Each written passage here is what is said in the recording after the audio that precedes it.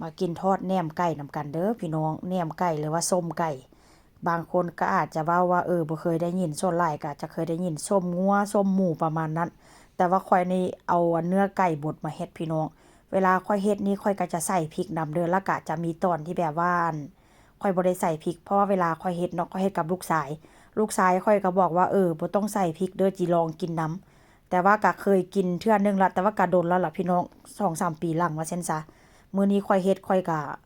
เอาใส่พริกนำแด้แล้วก็บางตอนก็บ่ได้ใส่แต่ถามว่าลูกชายข้อยกินบ่กินแท้กินว่าพี่น้องข้อยเวลาข้อยทอดสุกๆแล้วข้อยเอามาปี้ๆใส่กับข้าวสวยหั้นนะลูกชายข้อยกินแท้ๆว่าได้ถ้าหากว่าข้อยซื้อมาข้อยก็จะบ่กล้าให้นางกินดอกเนาะบ่กล้าให้ลูกชายกินว่าซั่นซะแต่ว่าอันนี้ข้อยเฮ็ดเองหั้นนะแซ่บรสชาติแซ่บพอดีเลยพี่น้องถ้าหากว่าผู้ใดบ่เคยแบบว่ากินส้มไก่หรือว่าแหนมไก่ลองเฮ็ดกินเบิ่งเด้อ แซ่บคือกับส้มหมูส้มงัวหั่นล่ะพี่น้องมากินนำกัน